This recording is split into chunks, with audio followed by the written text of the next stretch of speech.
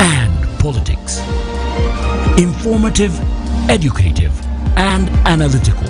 Getting to the real issues that affect an ordinary individual in areas of leadership, governance, social, and economy. The truth, the lies, and politics.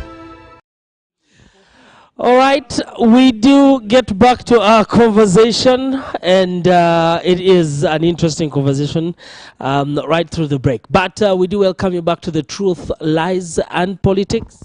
We do, welcome you to the Truth, Lies, and Politics. My name is Paul Ekroteke. I'm the show host. And in studio with me is Mr. Charles Romushana, who is a political analyst and also former spy. We have the spokesperson, UEDCL, Mr. Jonan Kiza, in studio. And we also have Mr. Eric Odongo, who is an economist on the show. And we were getting to hear from Mr. Charles Romushana on government taking over some of these services and this part. People do get jittery, but from your analysis, the takeover of government on the energy sector.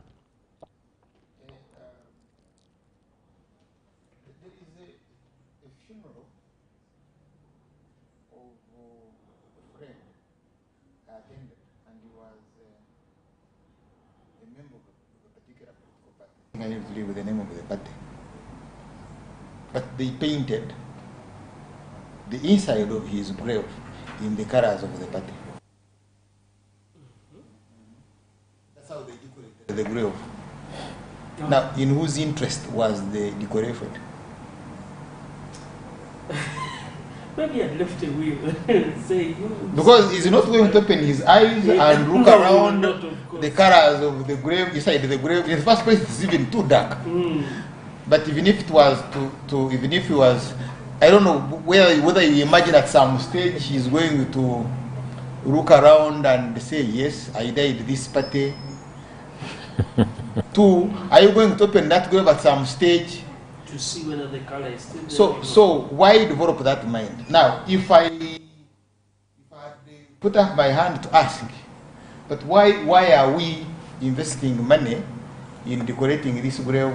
I suppose society would have called me an idiot. So to be at peace with them, I kept quiet. I don't know when the society determined between me and them who really an idiot was. But at best, the idiot remains me, who was about to ask the essence of decorating the inside of the grave. The larger debate was government or government corporations not doing business.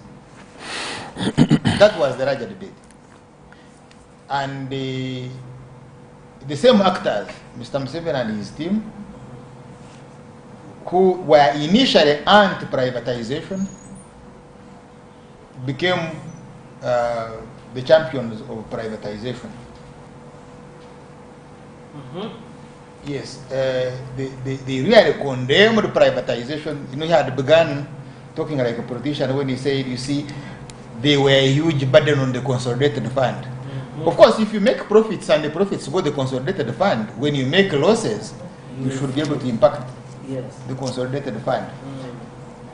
But the larger issue was liberalizing the energy sector. Because initially, production of power, what you call generation, was a monopoly of government. And the government was doing it through a board. Of course, the board belonged to government. Yes. So they liberalized it. And that's why the deal is. Now, if I want to get what the deal was, and that's the aspect I'm interested in.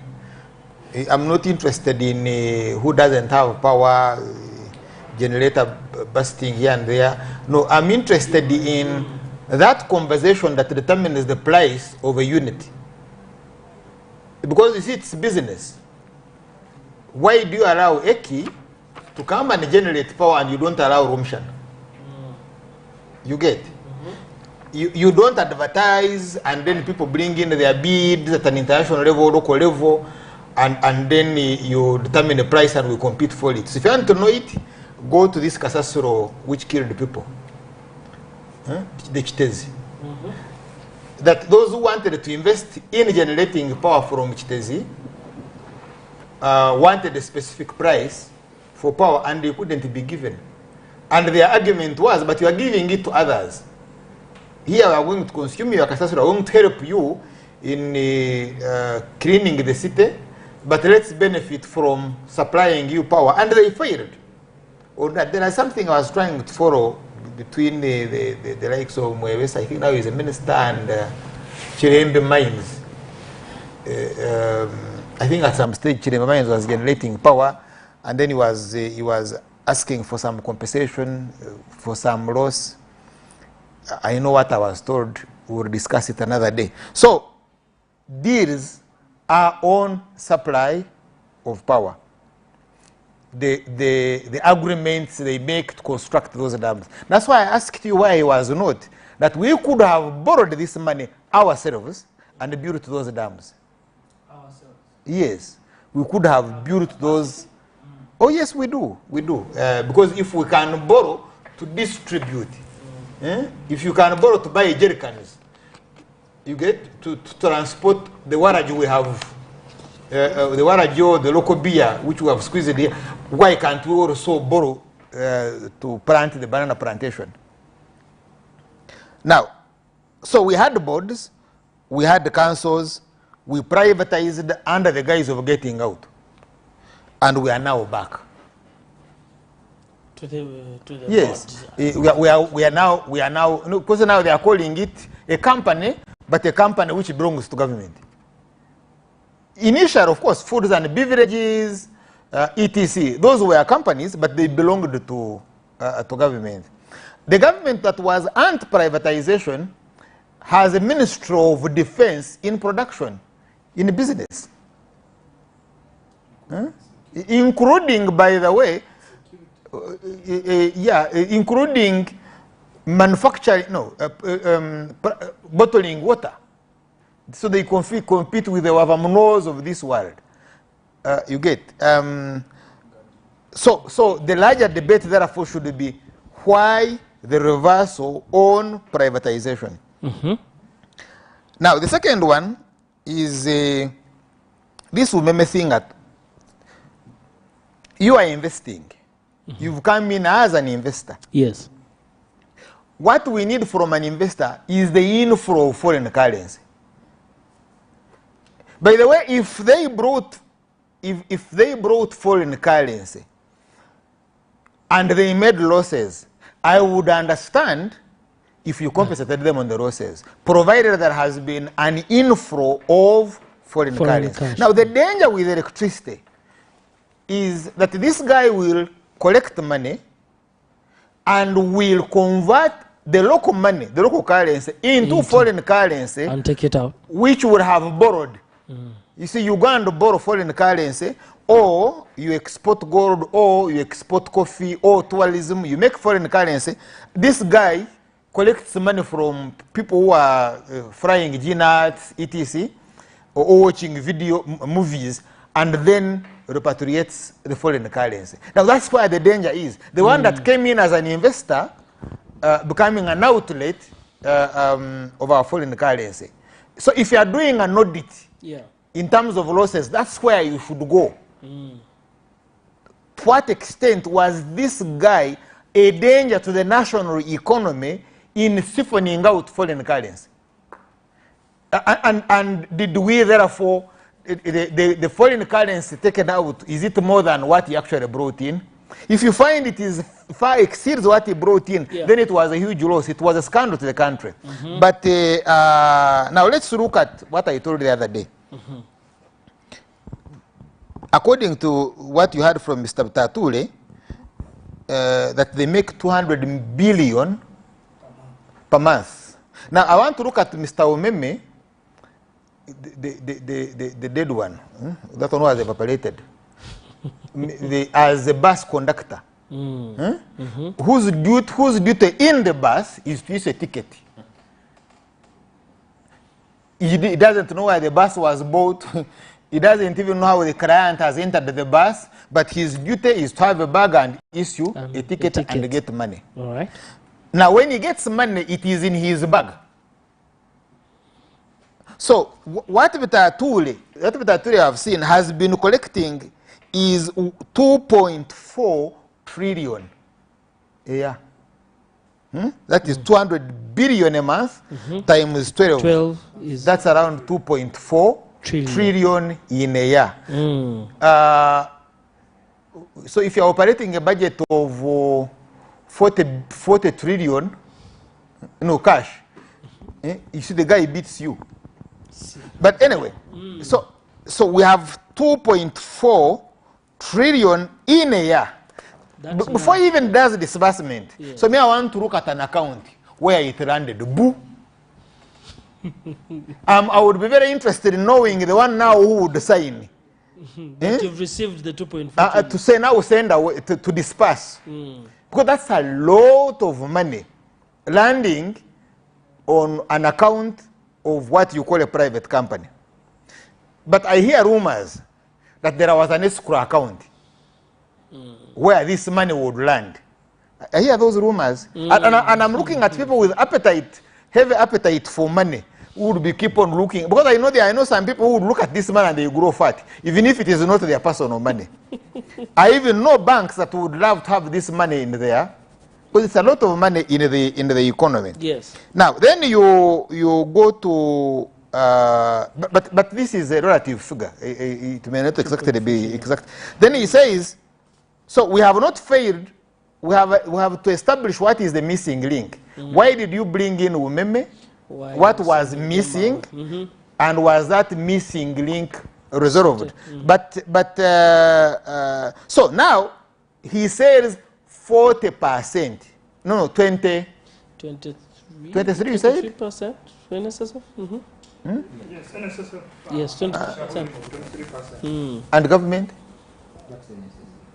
Government is 3. literal NSSF. Then there are some individuals. I know the crest. I know the crest still. 20%. I know that crest still NSSF money. But so he gets 23%. I don't know of what. You see, if you say 23% of 100, what is 100?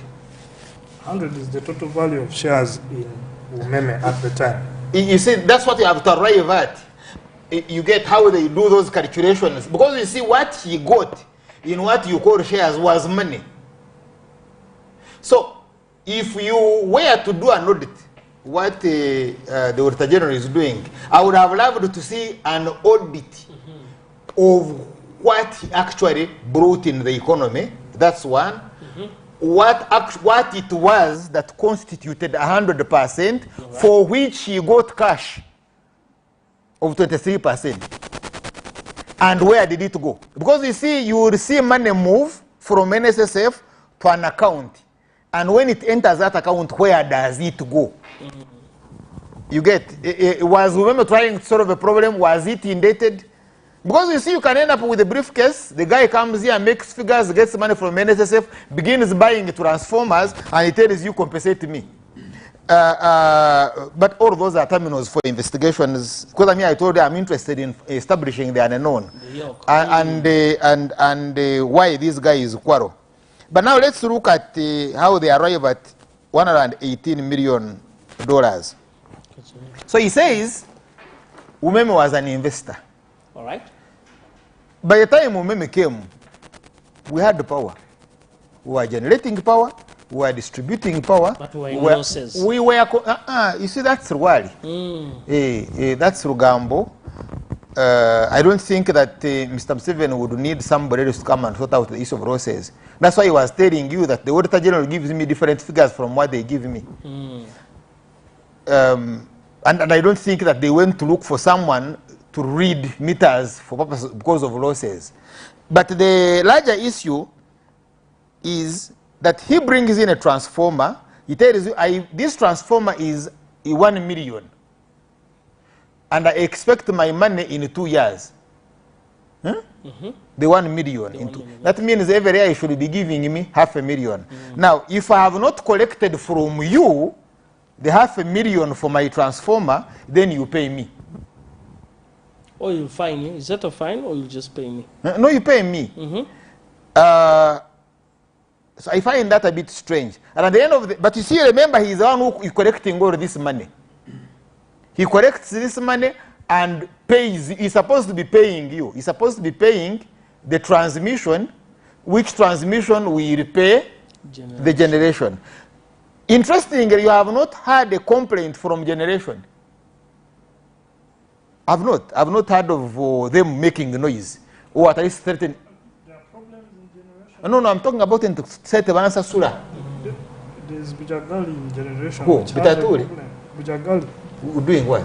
There's Say that they have not been paid? no. In the current tax bill, there is a tax waiver for Bujagali up to 2032 when the concession ends. Now, We are talking about waiver. Me, I'm saying Bujagali is supposed to receiving a certain amount of money for the power they supplied. yes, That UMEME, I have not had any threatening to demonstrate.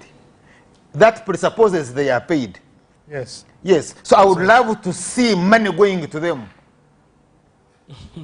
Because you see, I have not seen where the owner of UCD, yes, I have not seen where the owner of you, I mean, before you came in, before distribution came in.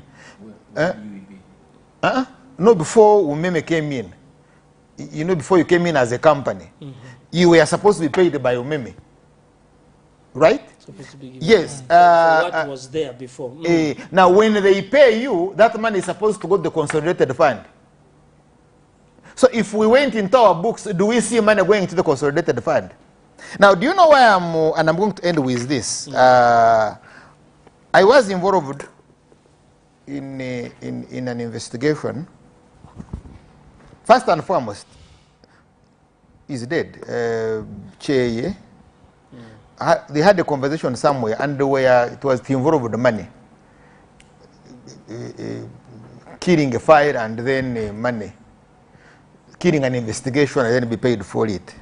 So I went and told the guy, you see, nobody should lie you that they will kill that fire because they can't kill it.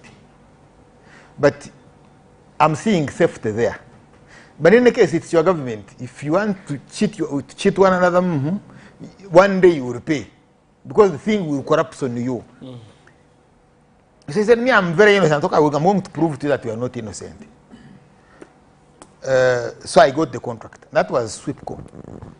You heard about SWIPCO? SWIPCO? No. It was a procurement company to audit Uganda procurements. In that contract, to cut the story short, if you did the procurement as government, like a dam, this dam which they worked on, UAC something, the first one when they were expanding their own forest dam. It's called Kida Complex. Yes, yes. So that, like that procurement, or a procurement of any road, this company would do audit. And if what the contract was, that if they found theft, Yes. they would take 3% of the theft they have saved. If they audited and found theft, they will Yes. take 3% of the theft they have found. saved. So in other words, if you say to build this dam is $100 million as a procurement entity, Yes. and this guy audits and says no, this dam is 600. The other $100 million is $600 million. In other words, he has saved you $400 million. 3%. So he would get he was entitled to 3% Of that 400 million. that now was the contract. But that contract excluded donor-funded projects. Some World Bank and some project, and then it also excluded classified material, purchase of tanks, guns, etc. So do you know what this guy did? Instead of demanding for 3% of what he saved, he now demanded 3% of the entire procurement. Even where he didn't procure, he also demanded 3%. And so he got 3% of all government procurements for, I think, around 3 years. And that included, but again I went ahead and also charged defense procurements. Classified, then including the donor-funded procurements. So we raised it with some of these guys, some of these powerful people who quarrel a lot and say, how did this happen? How you did it? He says, that's why we got to the explanation of the 3%. It was supposed to be on the so now the question was, can we establish how much Uganda lost? Now, my proposal, and that I think of just some to message, IGG, was that we hire a consultant to establish how much we lost. And Uncle says, no, we can use our own Auditor General. So I'm now supposed to follow up with the Auditor General. Sir, when are you doing the audit? To establish at least what we lost. He says, I cannot do a special audit unless the President writes to me. That's the Constitution. I do audits for Parliament. But if I'm to do an auditor, an special audit, I have to get a letter from the President. That's the Constitution. Otherwise, it will be unconstitutional. To date, we cannot get the letter. And I challenge you now. You can't go and get a letter to audit, to do a special audit into the payments, into people, which became AMPROC. Therefore, what I'm trying to show to you is the smell of some rotten rat is there. This smell, it is so thick, it is intense, it's highly concentrated. I'm even seeing flies. I can hear flies flying off that. So you cannot tell me there is no dead rat. The rat is there and it's a fat one. It's dead. And that's why now my interest is what was the quarrel for? Why did they quarrel? Why are they moving all of these things to their own company? Mr. Kiza, yes. But in the future, we'll determine who are the signatories now, the new signatories. Because there is a new now, the new girl in the house. We will determine. Mr. Kiza, all right, you have heard what Charles has said, but I think even as you continue, you know, just putting shining light and bringing clarity to our conversation on, you know, government taking over some of these, you know, these services. Now, speaking of energy, you know, people get jittery. I think that UMEME has done its part. UMEME has left a standard. Your role is to make sure you either maintain the standard or supersede the standard. Because a normal person, a Ugandan today wants consistent electricity, wants to afford, you know, the light now that you call light units now should be, there's no longer yaka, all right, that there is less, you know, blackout. It is light, my friend. No, the symbol is a bulb. Is a bulb, yes. So it will also grow like any other bulbs. I'd like you to allay the fears of those who are watching. Said government has taken over. The efficiency, are we? Yes, in that place. Okay, thank you, Paul. Thank you, Charles. Very interesting discourse. Yeah. I may not really answer what he has raised now. We may have to speak up to about maybe 1 a.m. But Charles, the accounts of UEDCL are accessed by designated officers, including the chief accounting office of the company. This one was involved in the Bank of Uganda? No, he has not been involved in anything. But some officers from there?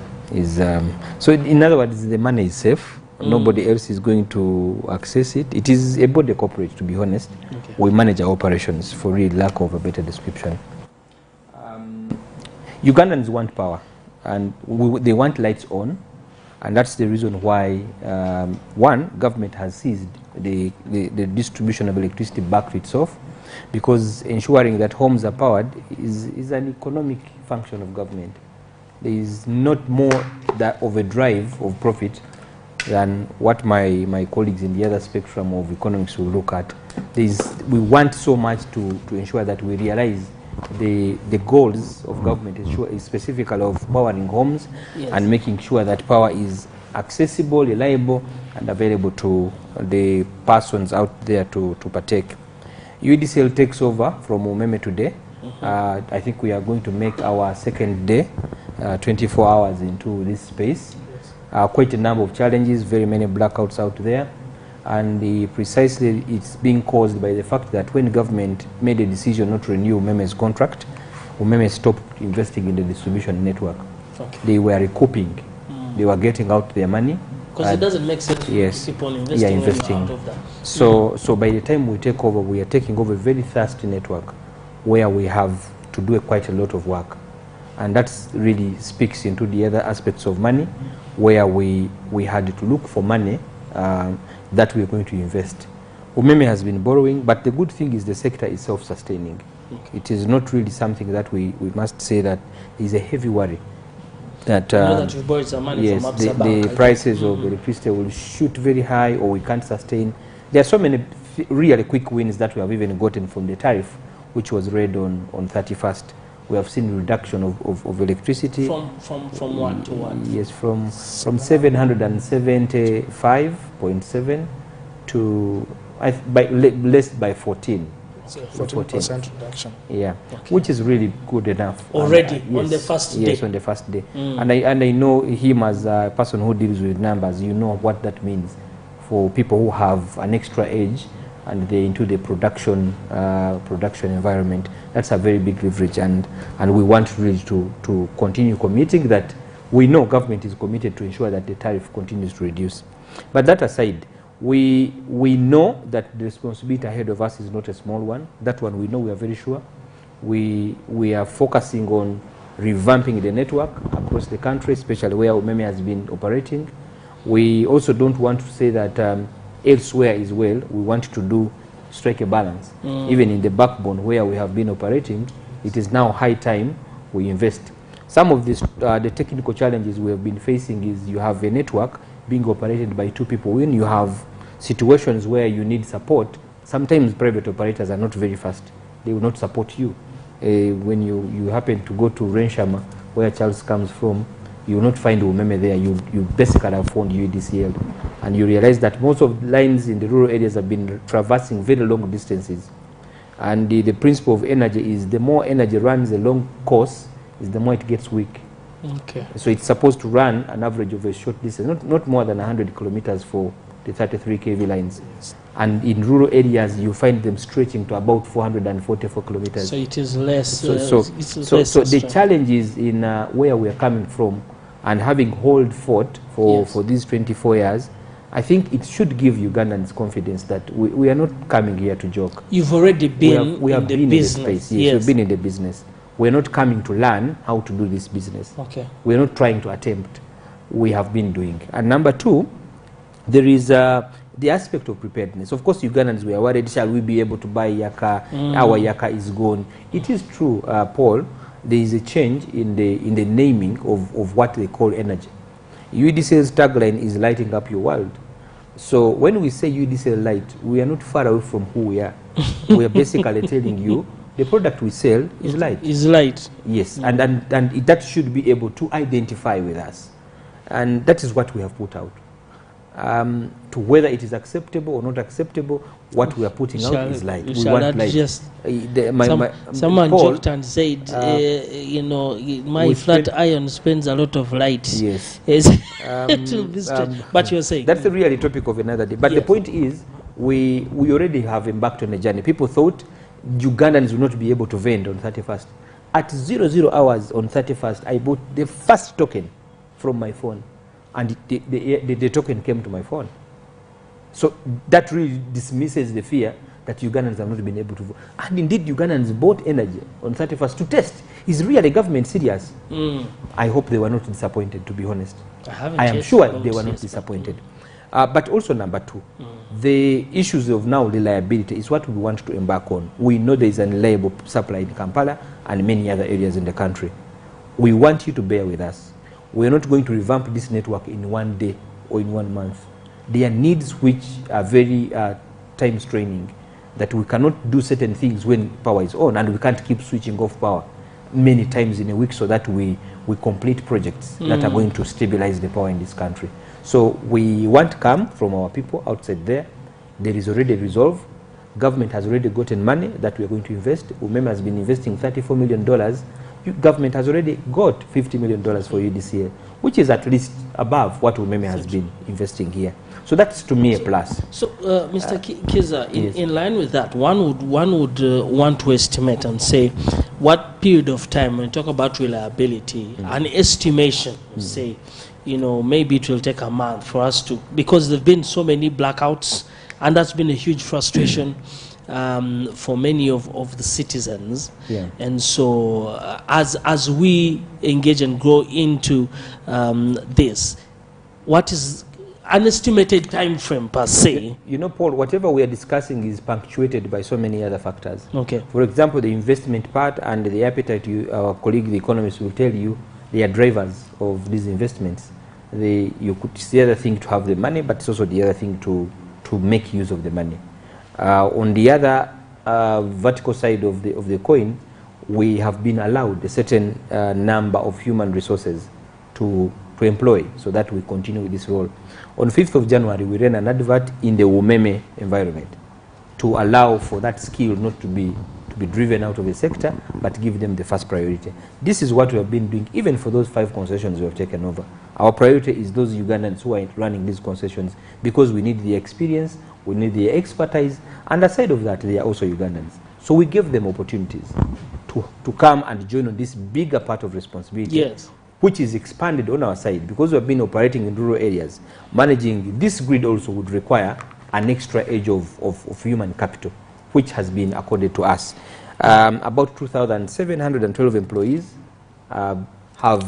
some of them are in the process of picking their appointment letters, but we know operations has already commenced. That's what we are targeting to seal and fill. You shouldn't be able to have a pinch in terms of service delivery. The offices where UMEME has been operating, they are going to remain open. They are already UEDCL offices. They were UEDCL offices. We only gave them to UMEME in 2005 for them to start the distribution and sale of electricity. So they have reverted to us. The cars out there, we are not starting from zero. All those cars belong to us, because we even have their logbooks in our offices. We keep them under key and lock.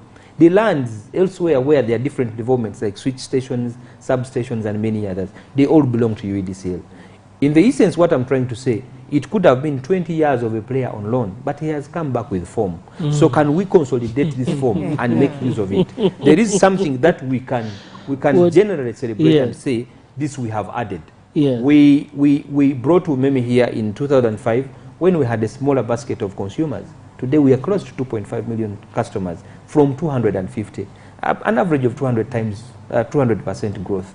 We should be also to celebrate and also really catalyze that and push on the mantle. I know that. And that's why, Paul, the last 3 years, there are so many customers who are watching us on TV who are applied for energy and have not been connected. We received meters last year in October. 12,000 people who applied and have not yet been connected to the grid. And we have over 160,000 meters in stores to start ready to start connecting. Ready. We received them last year. Okay. To start this mantle of connecting customers. There are over 250 spoiled transformers. Today, as I speak, dispatches have started to ensure that these communities come back to life. Mr. Kiza, there's a question here from Regan, and it's coming on from our YouTube, and it's saying, I worry for UMEME because, I worry for UEDCL because UMEME was fast in rectifying some of these challenges. Now, considering that this is a government entity, it's not. It's a company. It's not. Maybe yes. I think it's a company, it's a government belonging. A company belonging to government. How do you deal with the red tape? You talk about red tape since you are under PPDA. Or you operate under PPDA. You see, depending on where some of those experts of ours are lying from, me, I am an operator. All right. There is no way I'm going to escape working outside the PPDA law. Okay. Anyway, why should I escape working out of the PPDA law? we have been running a similar business, and I've said this from this show and many other shows. We are not reinventing, we're not starting a new chapter. Yep. UDCL has been operating. So you want to say, Paul, for us, we don't buy transformers.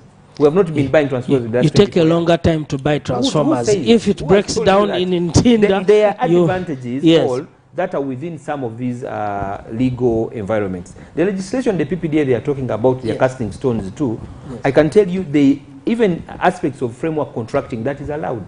For us, all our transformers and fast-moving goods, we have framework contracts. Okay. The people who supply us fuel are on framework contracts. The people who give us security are on framework contracts. People who give us cables are on framework contracts. People who are supplying us meters, who are even local-born industries here, are on framework contracts. We can make orders and get some of these deliveries in a shorter time compared to what people think, that we're still buying these things offshore in China and India and bringing them here.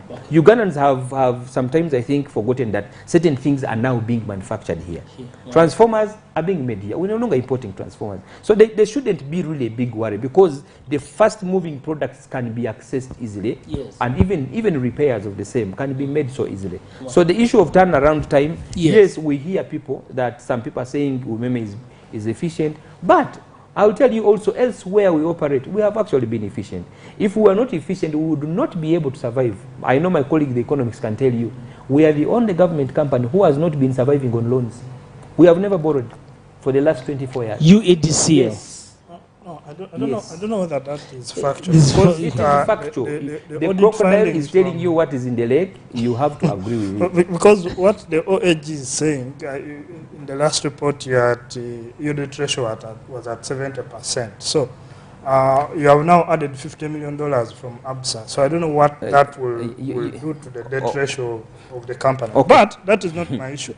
My issue is this. 20 years ago, and there's a question addressed to you also. So these people handed over 250,000 customers.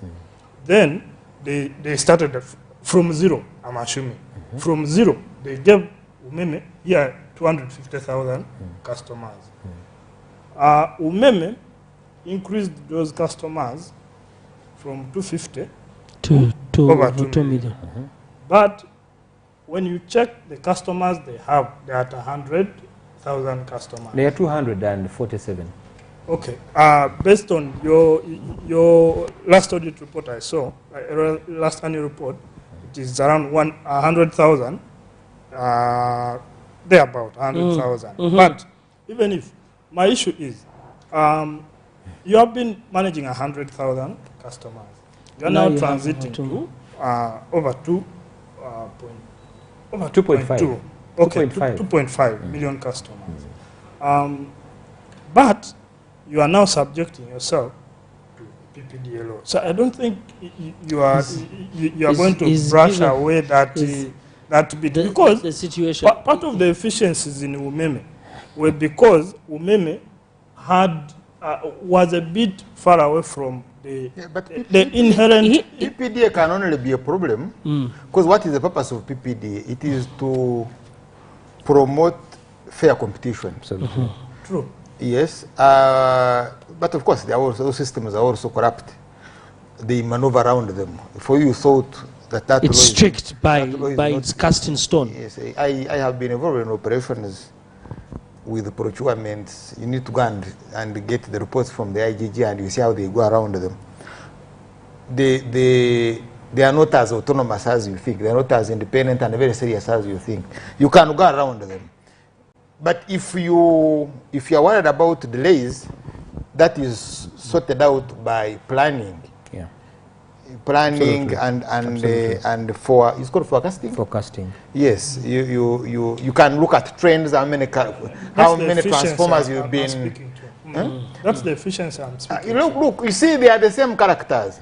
You know, with Ugandans, you cannot drive on Kampala roads unless you are an expert. Yeah. Yes, because all it's the most confused road.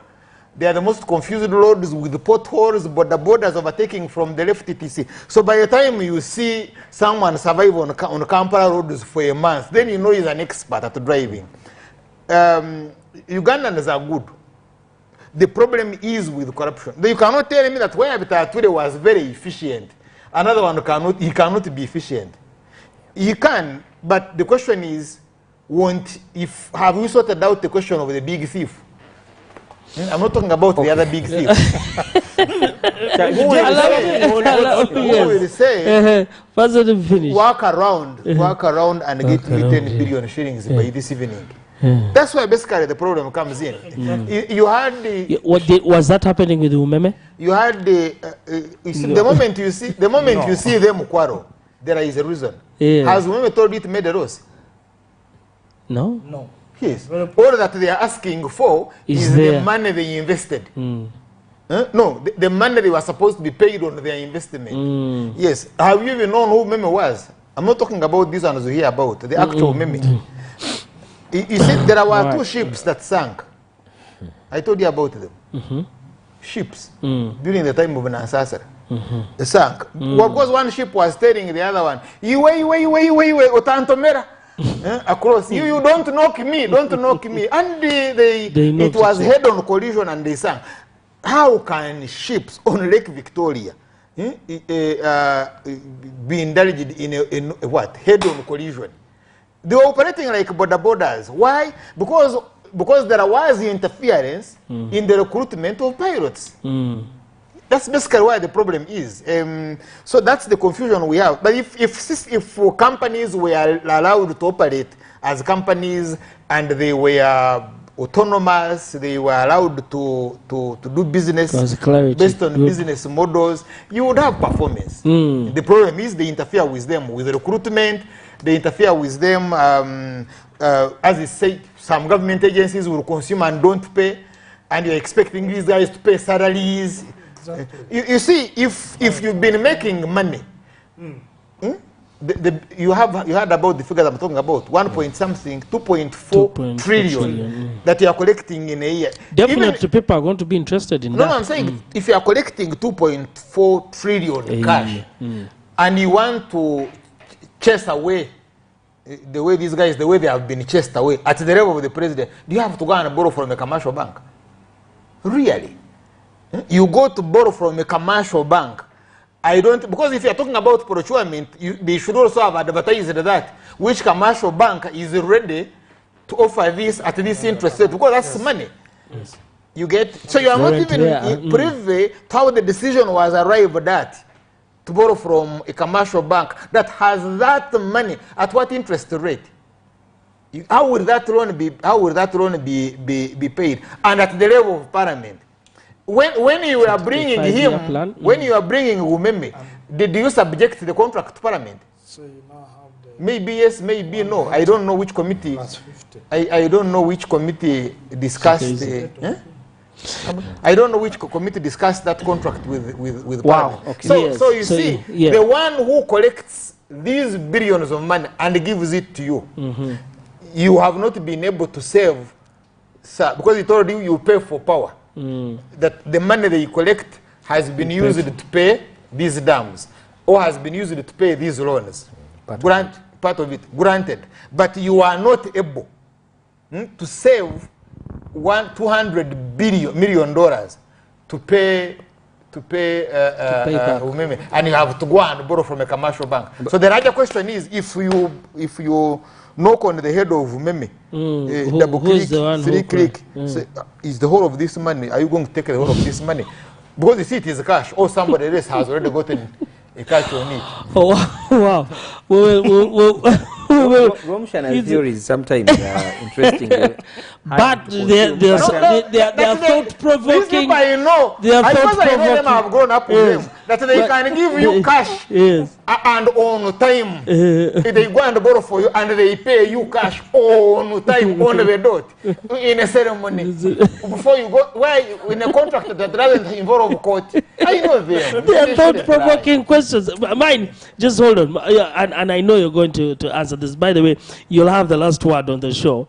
But there is a message here, and it's for Eric, and it's talking about regulation.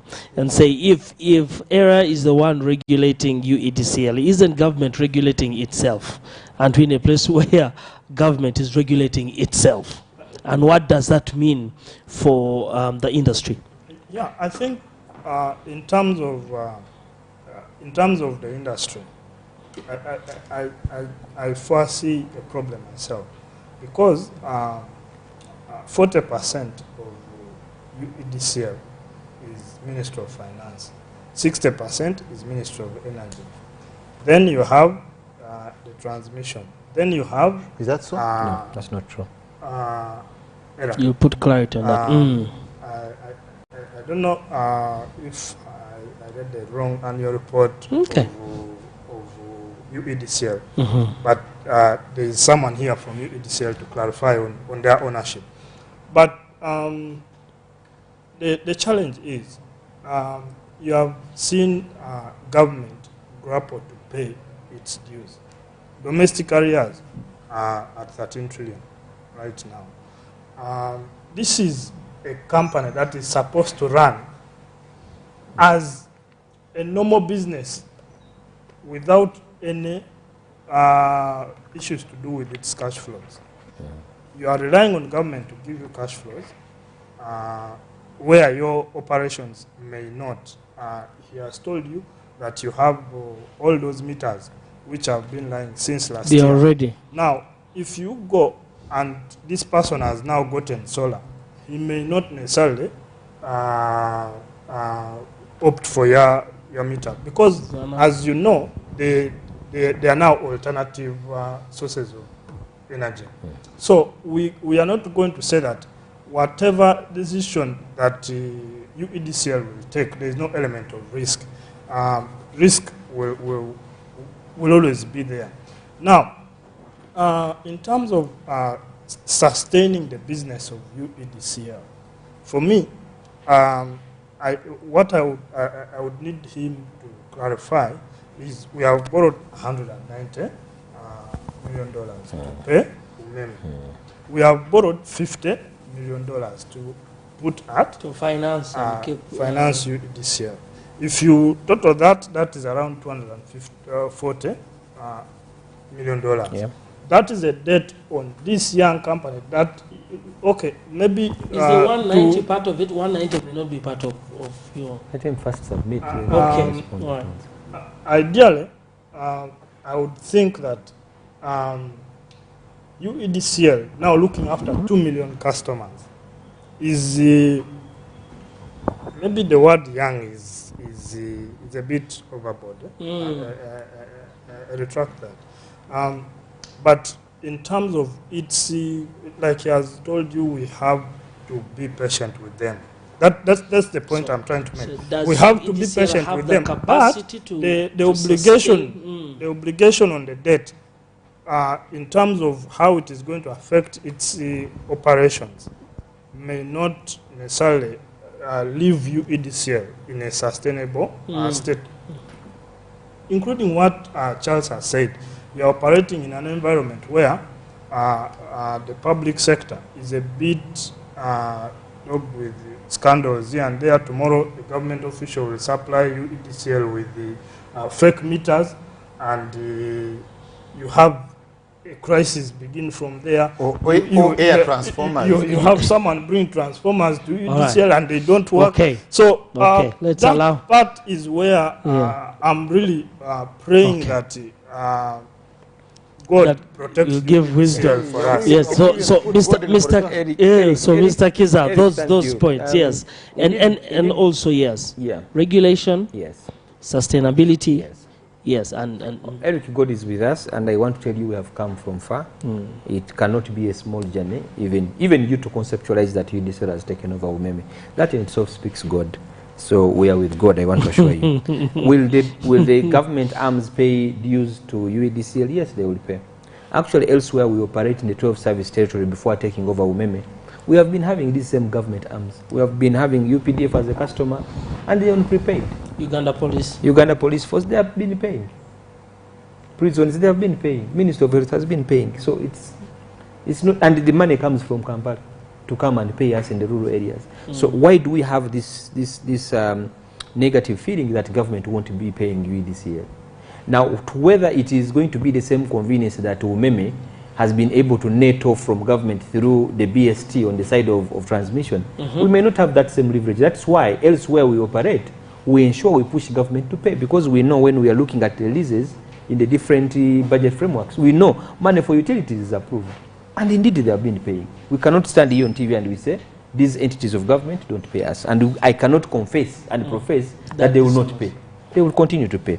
The issue of debts, and I think he's more positioned to speak this with authority than even me. The liabilities of UMEME, which sit on the books of UMEME, sorry, the liabilities of UMEME have been sitting on the books of accounts of UEDCL. So in essence, we are carrying a burden of a business where we have not been deriving revenue. And the person making revenue is UMEME. I mean, in essence, that is really automatic, that UEDCL's debt ratio has been high. Now that the asset has come home, you're going to have UEDCL as the most profit-making company in this country. And I'm speaking this on TV. Right. Because what the other person has been using to generate the revenue and then they give you liabilities is now within your own ambit. So it is not true that we are going to continue suffering losses, so as our technical people in the Auditor General are saying. The 190 versus the $50 million, it is true, yes, this money is borrowed. But the spirit in which the 190 buyout is borrowed is a capitalization of government of Uganda to UEDCL. We are not repaid. Government has paid once and for all. But there have been a working undertaking between government and our regulator that there will be a small return on investment on that money. We keep recovering it, but we use it as a seed capital to grow the distribution arm. So there is already a technical aspect that we are not going to continue being over-dependent. Government has already cured that. Right. Lastly, no more cash flows. It is true. The electricity sector is not like any other sectors. You buy energy, and it is cash, we don't borrow. So we are not going to be strained because of cash flow. It's not going to be possible. Say if for these other maybe large power users, who also maybe pay after you have built them. But of course the bigger picture is we are looking at a smart grid where people and we're no longer in this hig-hag of going to read meters, billing and etc. People should be able to know what is due at a particular time. We are looking forward to a smart grid. But of course our person who is consuming energy and how this discussion really benefits them. We want to look at the aspects of reliability, because reliability is a key driver of so many things. If power is not reliable, people won't consume the energy because they will not have any reason to consume the energy. But also, power will not be reliable if you have not invested in it. So we have, there's a heavy investment. Yes, there is no shortcut on this. We have to invest. Issues of access. It is true you could have alternative sources of energy, but of course it is also eminent because people have not been timely connected to the distribution grid. When people start seeing that the meters are available and people are getting connected, it is easier to keep a solar as a substitute for you than to say you're not going to be on the grid, because there are certain things that you never have with solar that you'll have with the main grid or power from the grid. Demand versus access, yes. There is a dire need for us to increase access, and one of the grand schemes UMEME has left behind in terms of implementation is the electricity access program, which is under the auspices of the World Bank, which we are going to start implementing henceforth from this month to ensure that we onboard 1.2 million customers going forward throughout the entire year. Right. But also the targets. Our listeners should also acknowledge this. Much as UEDCL has been operating outside the concession areas, my colleague, the economist, should also tell the Ugandan why UEDCL went to the rural areas and did not remain in these fat areas. Those areas, UMEME refused them because they were not economically viable. They were not making sense to them economically. Why would he invest in an area where he's not going to get his capital? Because UEDCL chose on the other side of it is the responsibility of government to continue supplying and providing a service. We sustained them. We grew them from 500 customers to now the 247 customers who my senior economist says are very few. But you do not know which rural areas we are talking about. You're talking areas about, you're referring to areas by then in 2005, Moroto, Moyo and Ajumani, off-grid stations. We used to burn electricity from generators. You need to pick fuel from Kampala. Romsan, I will tell you how good the roads were looking by that time. You need almost 2 weeks to pick fuel from Kampala and take it to Ajumani. Those areas are now turned around because of them being added to the distribution grid. Right. So there is a great improvement on the side of the grid penetration. And to me, that's what we should be discussing. How far can we extend this grid? So for us to say, because I have one kid, when I produce 4, I will not manage them, is a very wrong notion to drive. That UDCL has been having 247 customers. Now it they are has over backed 2.5 We are million. making alarms across the board. Let us agree, if I am a father of 1, I can be a father of 5. UMEME never started this business where they came from. They started this business from UEDCL. And today we are castigating that UDCL will not be able to manage, and yet UMEME picked it from them. We are doubting the capacity. So let us not doubt the capacity. Yes. And the calm I was asking our dear viewers, Yes. is not that we are not going to do, but You are electricity going. is such a sensitive good that you may have to interrupt power for you to do certain things. Okay. You have to switch off. That's the calm I am requesting the customers viewing us, Alright. that we are going to interrupt power in certain areas when we are upgrading. Okay. Because we have no luxury of touching it. We also fear it. We fear to die, my friend. So we want to continue committing. Yes, that Mr. even Kiza, in yes. service delivery, Tell- our yes. social networks are going to remain open. Alright. And I'm sure if you go on our X, Alright. you'll get an issue, they will respond. They'll respond. And Thank even you. in the WhatsApp groups, they have not been demolished. They are still Alright. existent. Continue using them, because the same workers, the are employees of still the UMEME, same. we have given them opportunity, they have remained. Alright. Keep using. The other Thank issue maybe you. in a last note is Very buying of quickly. energy. Yes, very Colleagues, quickly. vending of energy is continuing on MTN, Airtel, and other collection platforms. Yes. You only need to do one simple thing. Star 165, star 4, But star 1, star 1. That's one you will pay for the advert. Star 165 star four. You don't star forget 4 to bill him. star Star 1. 1. Yeah. That is the forget first to Star bill thing. him for the 165 star 4 star 1 Star 1. star 1. And you go to the light, All right. buy You light. go to light. The other difference Airtel. with It's still the bulb, yes, It's the light. but you have Light. All right. problems. No. Of course, the other one you only added 2. 2 of it. Okay. Yes, I was Star talking like- 165 star Star 4, star 1, star 2. star 2. All right. But your people should bill Thank him you. for that Okay. advert. We will bill, we shall charge you, shall Paul, charge him. Paul, Thank you're you. giving me a Thank major you. welcome. Thank you very much. All right. And thank you very much, Mr. Jonan. Thank you very much, Charles. Thank you very much, Eric. At this point in time, Matthew chapter 5, verse 13. You are the salt of the earth, but if the salt loses its saltiness, how can it be made salty again? It's no longer good for anything except to be thrown out and trampled underfoot. Father, we thank you for UMEME that has done its part. Sure. We thank you for UEDCL that is now taking over. We pray for wisdom. We pray for favor upon the leadership. We pray that they will be efficient and excellent, that there will be no wastage of electricity, but also of the monies that are collected. There will be no theft. And even as the team continues to do its work, may you continue blessing them, keeping them strong. Even as we head back home, protect us and keep us safe. We thank you. In Jesus' name we've prayed. Amen. Amen. I do thank you for staying with us. This is The Truth, Lies and Politics. Stay tuned for more programming. God bless you. The truth, the lies, and politics. Informative, educative,